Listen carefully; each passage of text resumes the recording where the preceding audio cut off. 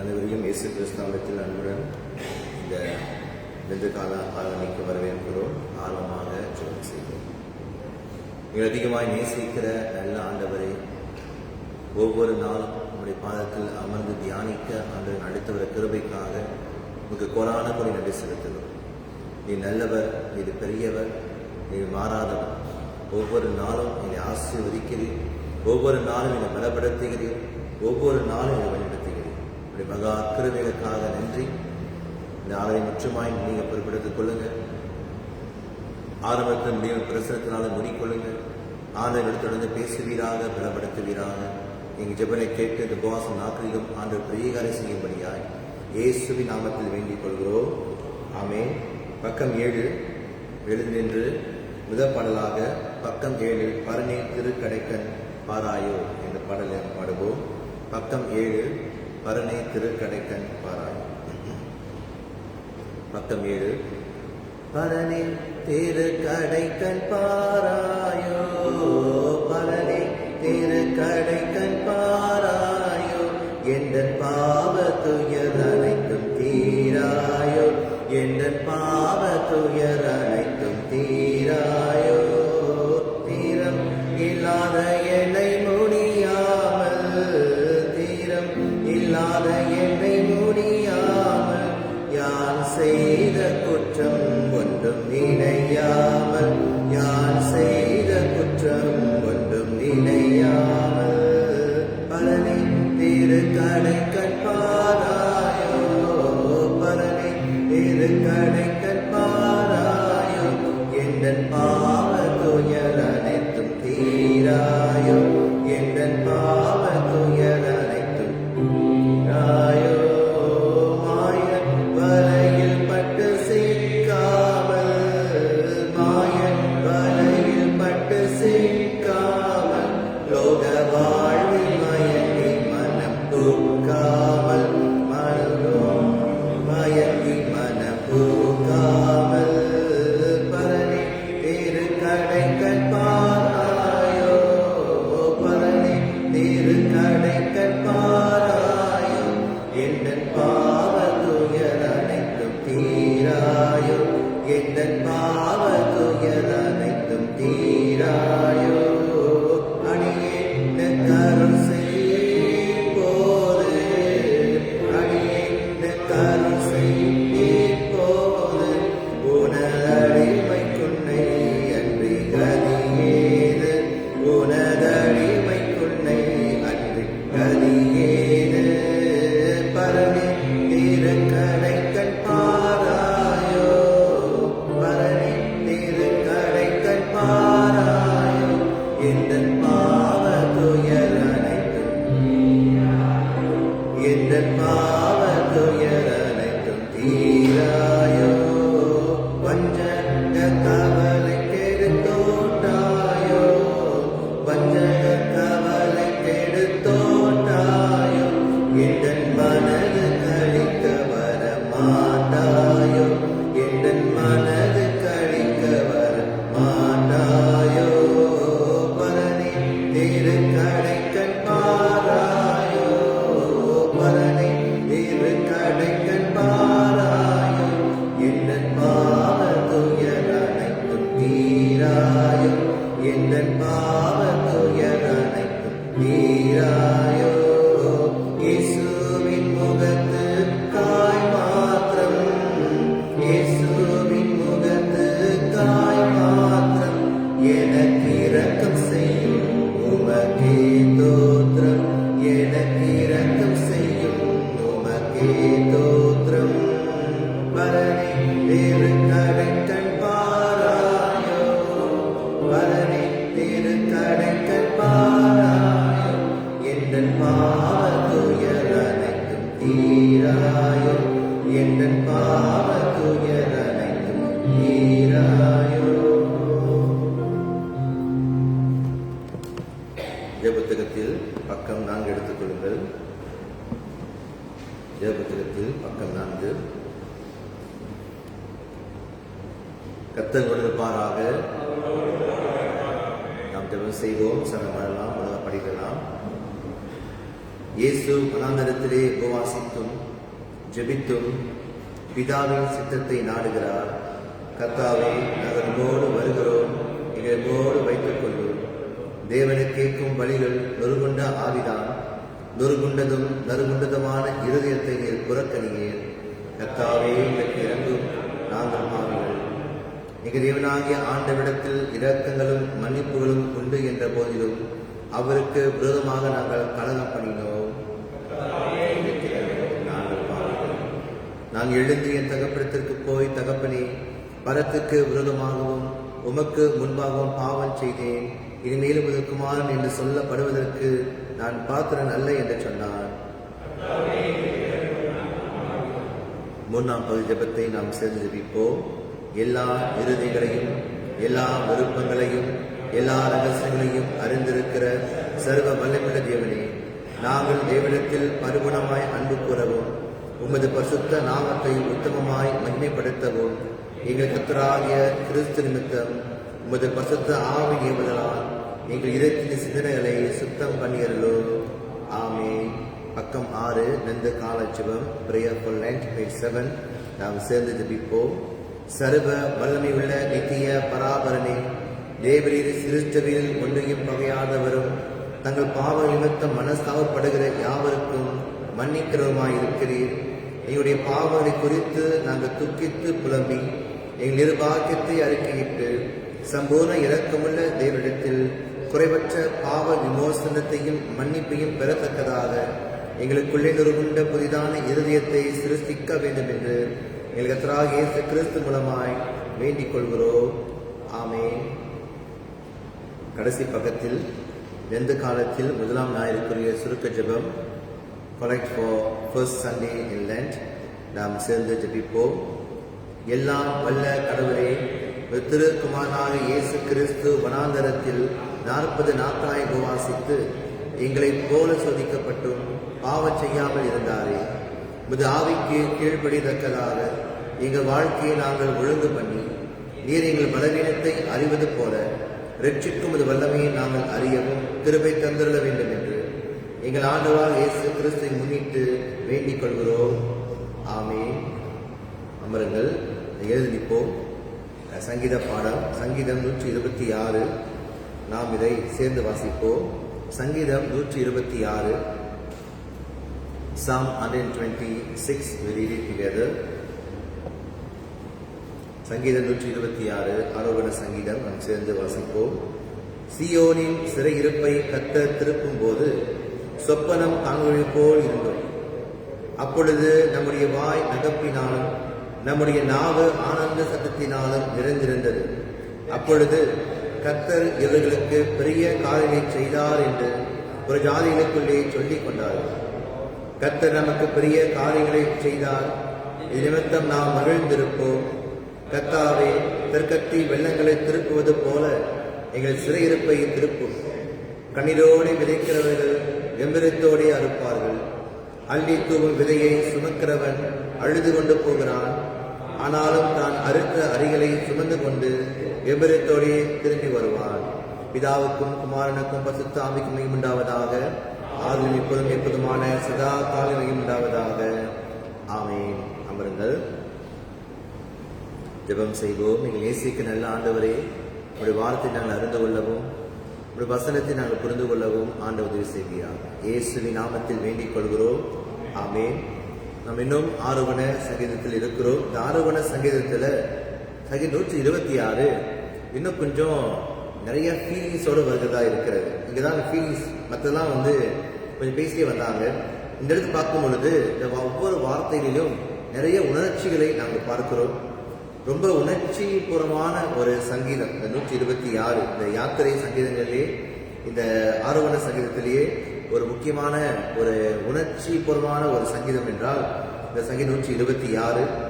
Babylon சிறையிருப்பிலிருந்து அவங்க மீட்கப்பட்டு வந்த மகிழ்ச்சியையும், அதே நேரத்தில் முழுமையான மீட்பை ஆண்டவர் கொடுப்பார் என்று காத்திருக்கிற ஏக்கத்தையும் இந்த சங்கீதம் 126 நமக்கு கற்றுக் கொடுக்கிறது.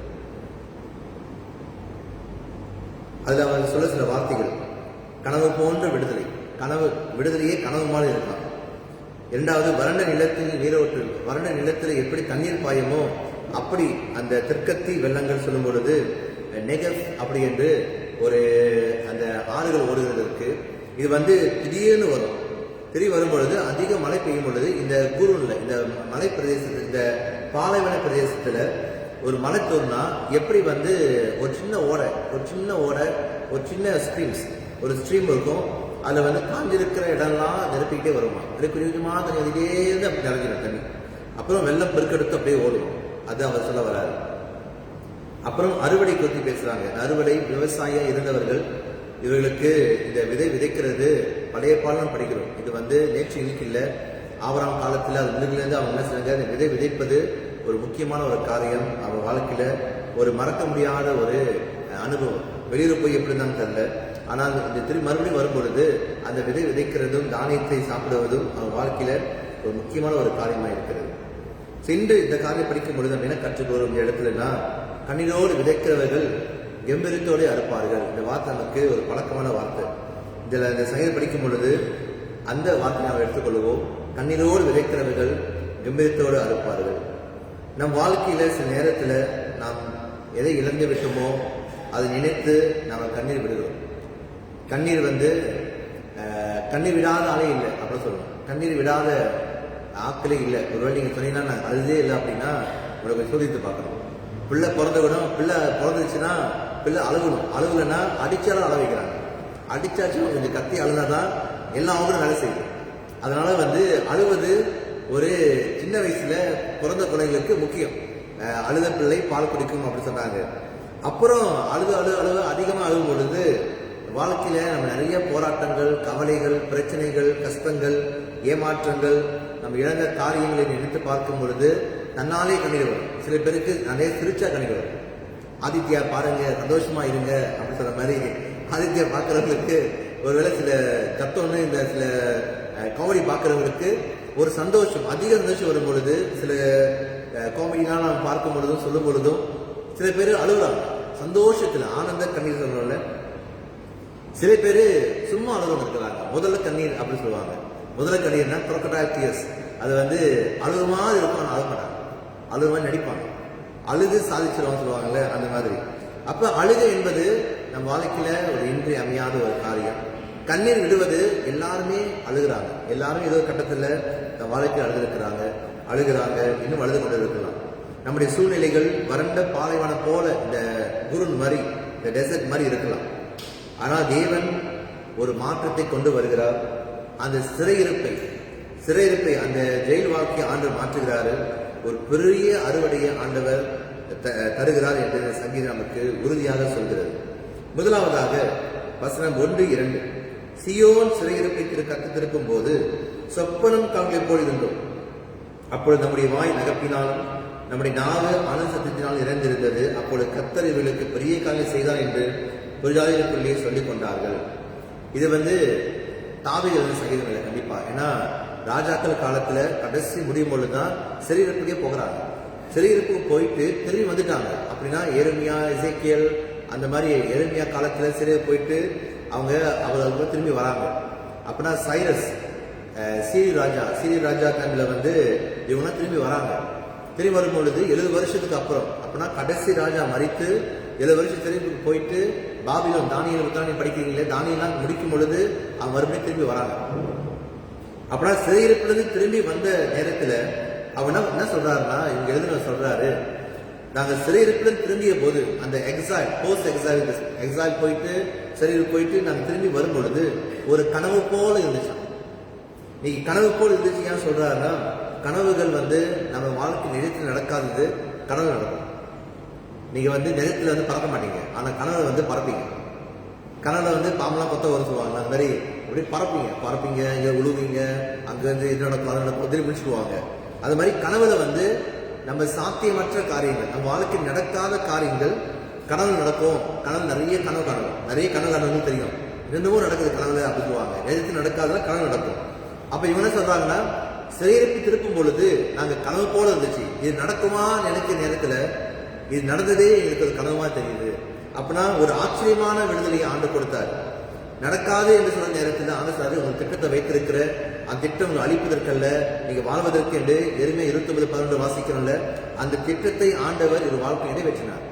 சியோனின் சிறையிருப்பை ஆண்டவர் திருப்பி கொண்டு வந்து மறுபடியும் எருசலேம் வைக்கிறார். அப்ப ஒரு சந்தோஷமான காரியத்தை அவங்க நினைத்து பார்க்கிறாங்க.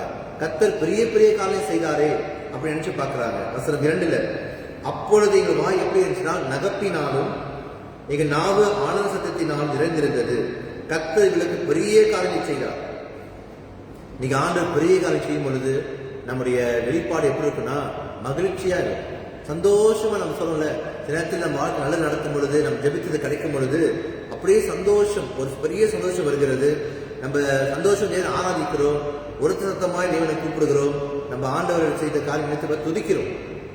அப்ப கடந்த காலத்துல தேவன் உங்களை எப்படி நடத்தி கொண்டு வந்தார் என்று நினைத்து பாருங்க.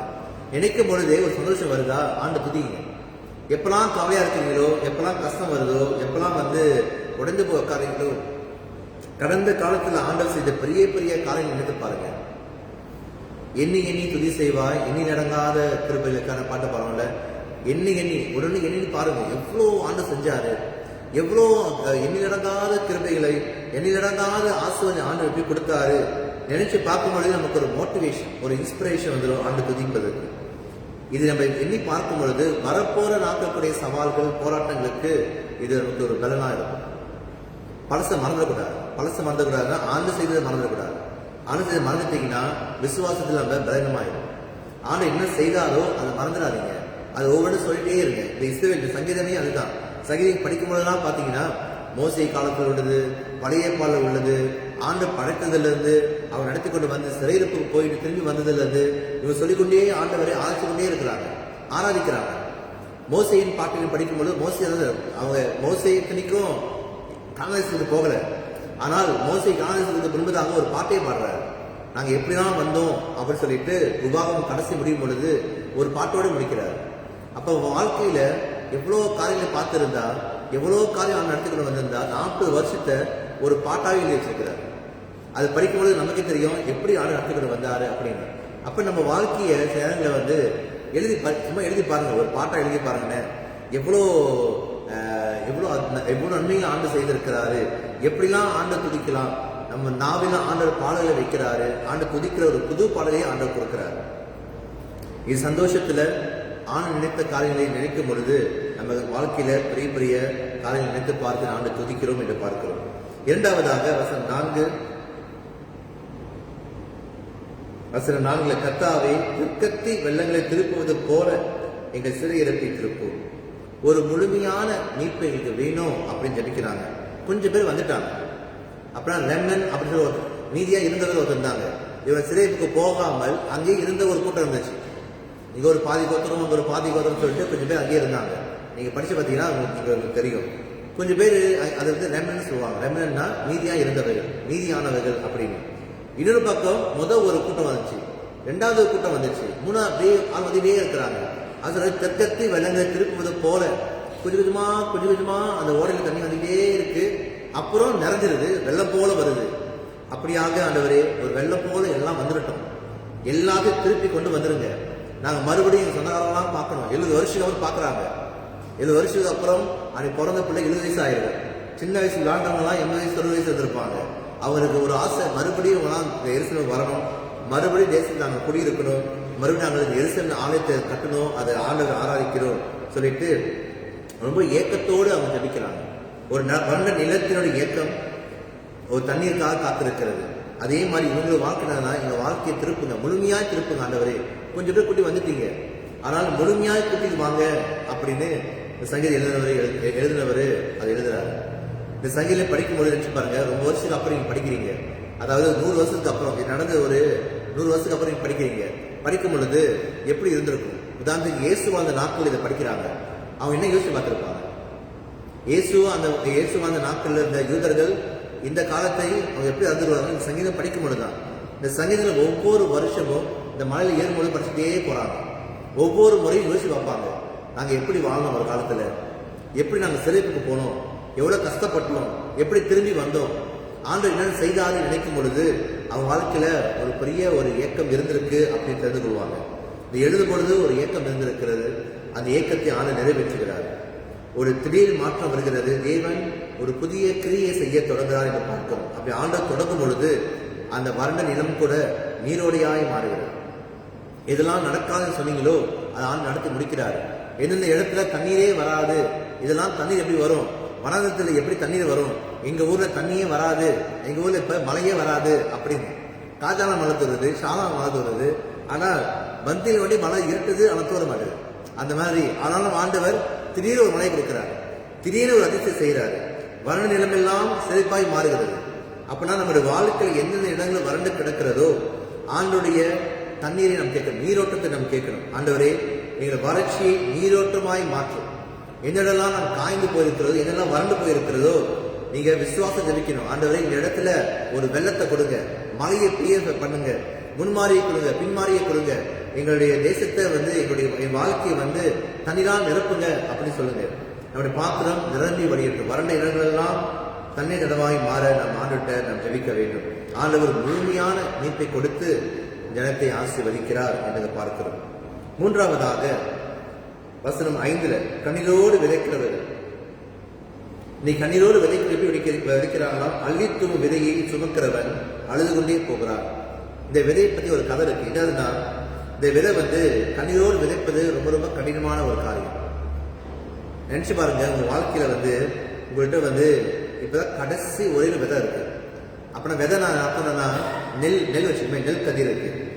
இந்த நெல்லை வச்சா இன்னொரு நெல்லை விதைச்சா அது ஒரு பயிரா மாறும். அப்படின்னா அவங்க வாழ்க்கையில கடைசி ஒண்ண தன் குடும்பத்துக்கு கொடுக்க முடியாமல் இதை விதைச்சிருவோம், விதைச்சா ஏதாவது நன்மை நடக்குமோ அப்படின்னு சொல்லிட்டு அழுகதே விதைக்கிறான். அவன் அழுகுறான், அழுதுகிட்டே இருக்குதே கொஞ்சம் அரிசி தான், இந்த அரிசியை நான் சாப்பிட முடியாம நான் செய்யறேன், விசுவாசத்தோடு விதைக்கிறேன். நான் விதைக்கிறேன், அந்த விதை வருதுன்னு எவ்வளவு பிடிக்க தெரியாது. ஆனா அவன் அழுது கொண்டே அதை விதைச்சுக்கிட்டே போறான், அழுதே போறான், விதைச்சுட்டே வரான். அப்படின்னா அழுகையின் ஒரு அழுகையை பார்க்கிறோம், ஒரு கண்ணீரை பார்க்கிறோம். கண்ணீரோடு விதைப்பது ஒரு கடினம்.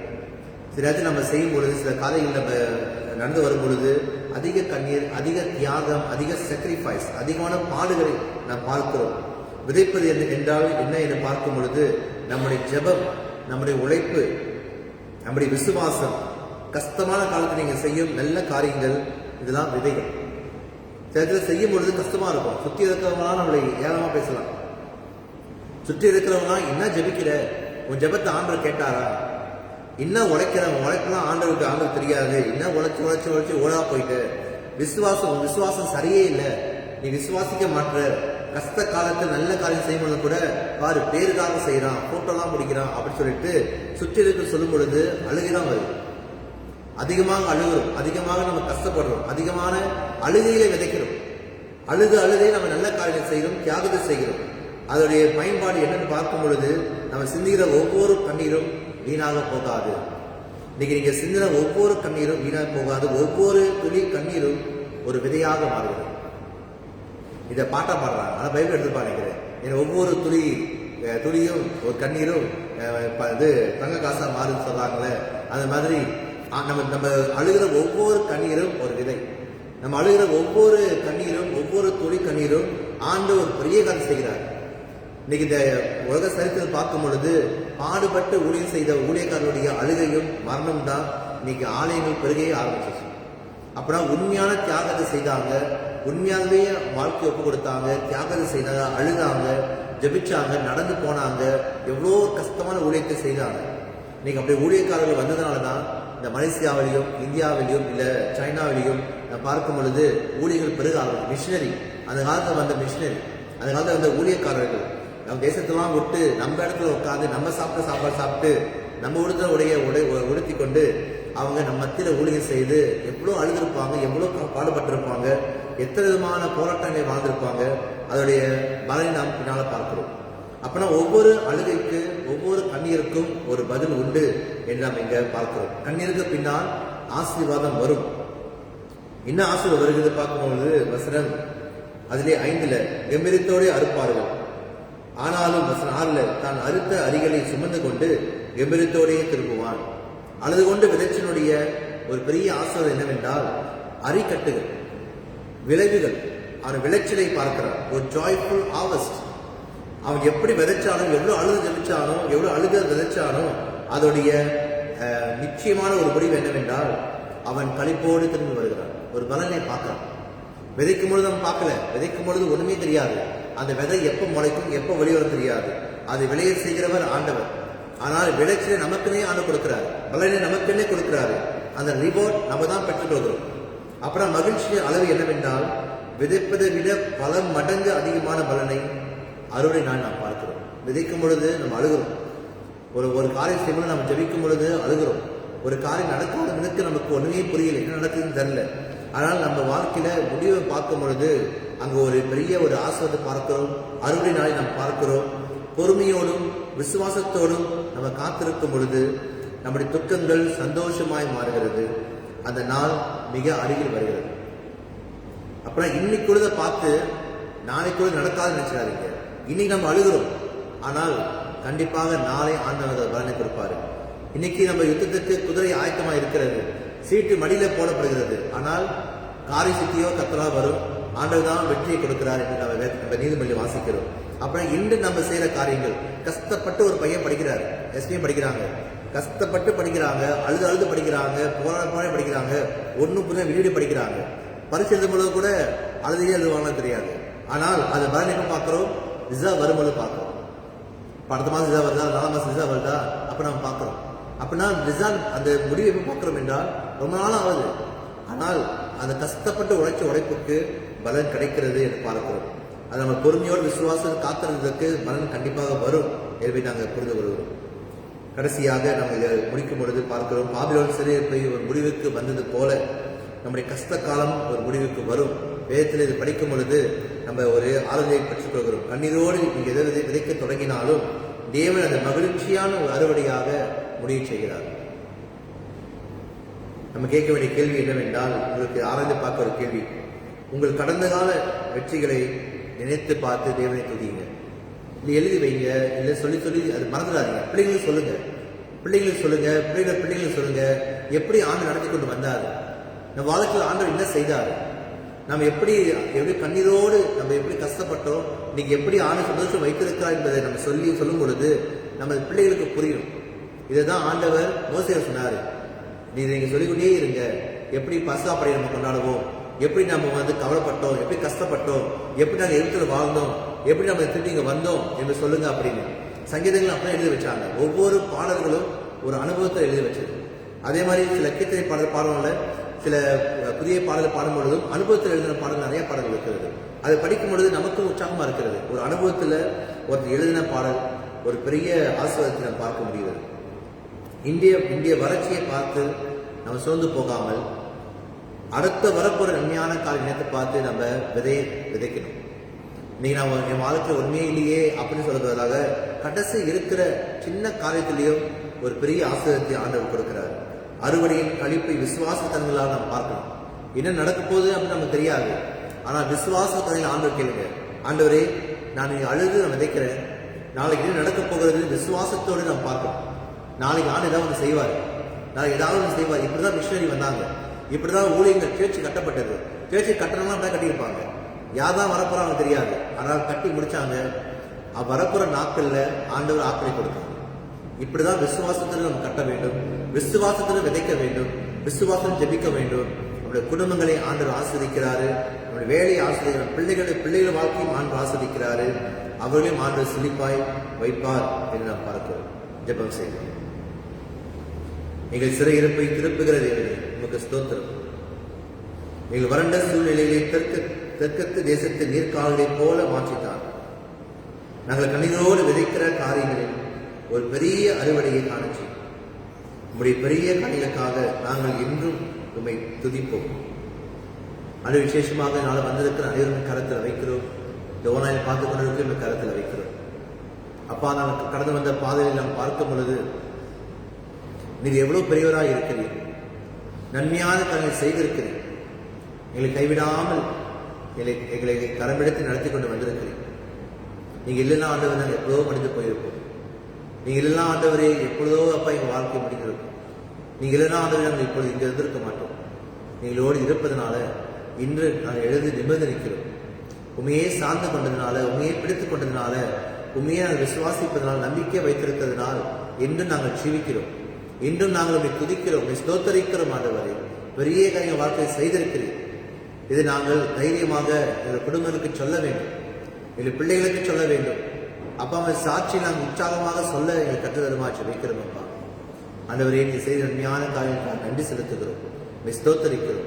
அப்பா, எங்கள் மறவாமல் நினைத்த ஆண்டவர், எங்கள் நடத்தி கொண்டு வந்த ஆண்டவர், எவ்வளோ போராட்டங்கள், எவ்வளோ பிரச்சனைகள், எவ்வளோ பாடுகள், எவ்வளோ கஷ்டங்கள், எவ்வளோ வேதனைகள், கண்ணீர்கள், எத்தனை ஏமாற்றங்கள், எத்தனை துரோகங்கள், எத்தனை விதமான காரியங்கள் கடந்து வந்திருக்கிறோம். அது எல்லாவற்றிலும் அப்பா நீங்க கூட இருந்தீங்க. எல்லாவற்றிலும் ஆண்டவரே நீங்க பலப்படுத்துறீங்க. அழுத ஒவ்வொரு அழுகைக்கும் அதுக்கு வேண்டிய பதிலை கொடுத்திருக்கிறீங்க. அதற்காக நன்றி செலுத்துகிறோம். எங்கள் கண்ணீர்கள் வீணாக போகவே இல்லை. உடைய துருத்தில வைத்துக் கொண்டிருக்கிறீர். இல்லை கண்ணீரை நீங்கள் பார்த்திருக்கிறீர். கண்ணீரோடு அவன் அழுத ஒவ்வொரு அழுகையும் களிப்பாய் மாற்றி இருக்கிறீங்க. எந்த இடத்துல வெக்கப்பட்டமோ, எந்த இடத்துல அழுதமோ, எந்த இடத்துல விழுந்தமோ அந்த இடத்துல உயர்த்தி வைத்திருக்கிறீர். இரட்டத்தனையான ஆசிரியை கொடுத்திருக்கிறீர். எங்களை சிரிக்க செய்திருக்கிறீர். மகிழ்ச்சியாய் வாழ கிருபை செய்திருக்கிறீர். அதற்காக நன்றி செலுத்துகிறோம். அப்பா ஆண்டவரே, பிள்ளைகளை ஆஸ்வதிக்கிற ஆண்டவர், இதை பலப்படுத்துகிற ஆண்டவர், நமக்கு நன்றி, கொரான கொடி நன்றி ஸ்தோத்தரிக்கிறோம். நாளிலும் ஆண்டவரே, நாங்கள் நமக்கு ஏற்ற பிள்ளைகளாய் தொடர்ந்து வாழ இப்பொழுதும் போராட்டத்தோடு வாழ்ந்து கொண்டிருப்பதை நாம் நினைவு கூறுகிறோம். போராட்டம், கவலைகள், பிரச்சனைகள், வியாதிகள், வறுமைகள், அப்பா இப்படி பலவிதமான சிறு வாழ்ந்து கடந்து போகிற ஒவ்வொரு பிள்ளைகள் வாழ்க்கையிலும் ஒரு அற்புதம் நடக்கட்டும் ஆண்டவரே. அவர் வறண்ட வாழ்க்கை செழிப்பாய் மாறட்டும் ஆண்டவரே. எல்லா கண்ணீர்களையும் ஆண்டவர் துடைத்து கம்பீரத்தோடு அறுவடை செய்வார்களாக ஆண்டவரே. அப்பா, அழுது கொண்டிருக்கிற ஒவ்வொரு பிள்ளைகளும் அழுகையும் செழிப்பாய் மாறட்டும், களிப்பாய் மாறட்டும். அப்பா, அவர் படுகிற பாடல்களை நினைத்து பார்க்க நாங்கள் ஜெபிக்கிறோம் ஆண்டவரே. அவர் பாடல்கள் மத்தியில விசுவாசத்தை உறுதி செய்வீராக. அது மேற்கொள்ளும் அதிகாரத்தை கொடுப்பீராக. திராணிக்கு மேலாக சோதிக்கப்படாதபடிக்கு அது தப்பித்துக் கொள்ளும் வழியை உண்டாக்க நாங்கள் ஜெபிக்கிறோம் ஆண்டவரே. நாங்கள் ஆராதிக்கிற ஆண்டவர் நீர் பெரியவர், நீர் பெரிய காரியம் செய்கிறவர். உங்களுக்கு திட்டங்களை வைத்திருக்கிறேன் என்று சொன்னீரே. அந்த திட்டங்களை அப்பா இந்த இஸ்ரேல் மக்களுக்கு நிறைவேற்றினீரே. அதற்காக நன்றி. மறுபடியும் அழைத்து வந்து சியோனில் வைத்தீரே, அதுக்காக நன்றி அப்பா. அதே போல் எங்கள் வாழ்க்கையில் பிறகு ஒவ்வொரு பாடுகள், போராட்டங்கள், பிரச்சனைகள், அப்பா எதிர்காலத்தில் கொடுத்த கவலைகள், சந்தேகங்கள் எதுவாக இருந்தாலும் ஆண்டவர் எங்களை பலப்படுத்த முடிய ஜெபிக்கிறோம். கண்ணீரோடு விதைக்கிற ஒவ்வொரு பிள்ளைகள் வாழ்க்கையும், கண்ணீரோடு இருக்கிற ஒவ்வொரு பிள்ளைகள் வாழ்க்கையும் கம்பீரமாய் மாறட்டும், சந்தோஷமாய் மாறட்டும். அப்பா, சூழ்நிலையை மாற்றி அமைப்பீராக. ஆண்டவரை நோக்கி பார்க்க விசுவாசங்களை கொடுங்க ஆண்டவரை. விசுவாசத்தில் உறுதியாக இருந்து வரப்போற காரியத்தை எப்படி ஆபிரகாம் பார்த்து பலன் அடைந்தாரோ, அப்பா நடக்காத ஒன்றை நடக்க செய்து அப்படியாக ஆபிரகாம் அதை பெற்றுக்கொண்டார், ஈசாக்கு அதை பெற்றுக்கொண்டார், யாக்கோபு அதை பெற்றுக்கொண்டார், மோசே வாழ்க்கை அதை கடைசியாக பார்த்து முடித்தாங்க. அப்படியாக ஆண்டவரை விசுவாசத்தை உறுதி செய்து காணாத ஒன்றை கண்டு கர்த்தர் இதை கொடுப்பாத விசுவாசம் கடந்து சென்ற அப்பா பசுத்தவங்களை போல, முற்பிதாக்களை போல நாங்களும் காணாததை ஆண்டவரை எங்கள் விசுவாசங்களை பார்க்கவும், இதை வாழ்க்கை நடக்கப் போகிறது என்பதை நாங்கள் அறிந்து கொள்ளவும், தொடர்ந்து உங்களுக்கு உண்மையான ஜனங்களாய் வாழ வழிநடத்துகிறார்கள். நல்ல சுகத்தின் பலத்தை கொடுத்து ஒவ்வொரு நாளும் காத்து வழிநடத்தும்படி எங்கள் ஆண்டவர் இயேசுவின் நாமத்தில் வேண்டிக் கொள்கிறோம். ஆமேன், ஆமேன். கர்த்தர் ஜெபத்தை நாம் சேர்ந்து சொல்லுவோம்.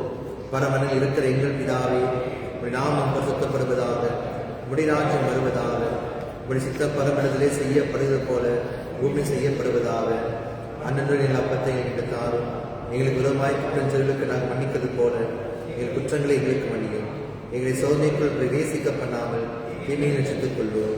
ராஜ்யமும் வல்லமையும் மகிமையும் என்றென்றைக்கும் வருவர்களே. ஆமென். அமருங்கள். வடவரின் இயேசு கிறிஸ்து நாமத்தில் அன்புடன் ஆராதனைக்கு வரவேற்கிறோம். தொடர்ந்து நாளை வெள்ளிக்கிழமை ஆராதனை போல இந்த 2 கால ஜெபமாய் நடைபெறும். வந்து கலந்து கொள்ளுங்கள். காலையிலும் நமக்கு ஜெபம் இருக்கிறது, அதை கலந்து கொண்டு அன்புடன் கேட்டுக்கொள்கிறோம். இவன் எழுதிலிருந்து தோத்திர பாடலாக பக்கம் 28 ஐயரே நீர் தங்கும் என்ற பாடலை நாம் பாடுவோம். இரவில் தூங்கும்போது முன்பதாக பாடுகிற ஒரு பாடல், கீர்த்தனை பாடல். பக்கம் 28 ஐயரே நீர் தங்கும். இது பொழுது அஸ்தமி சாட்சி. என் கூட வாங்க ஆண்டவரே, எங்கள் கூட இருந்து 4 தினத்தை நம்ம காண வழிநடத்துங்க அப்படின்னு ஜெபிக்கிற ஒரு பாடல். ஐயரே நீர் தங்கும் என்னிடம், ஐயரே நீர் தங்கும் பொழுது அஸ்தமி சாட்சி. ஐயா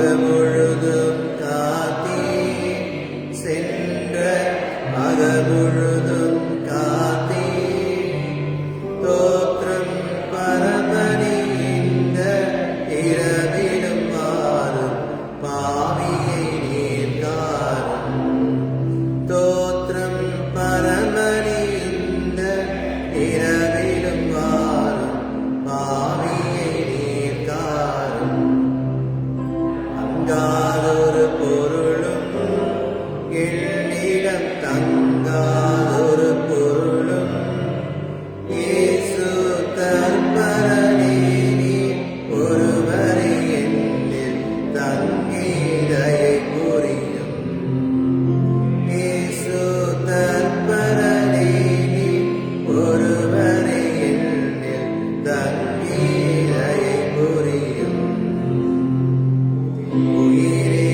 உயிரேதுமையன்றே பாவி உயிரேதுமையன்றே என்ற உடலுயிரும் உயிரதையா உத்தமனே தங்கும் என்ற உடலுயிரும் உயிரதையா உத்தமனே தங்கும் நீதங்கிடும் வீட்டில் இயேசுவே நீதங்கிடும் வீட்டில் எல்லாம் நிறவே குறைவுண்டாமோ கர்த்தா நின்னை விடமாட்டேன் எல்லாம் நிறவே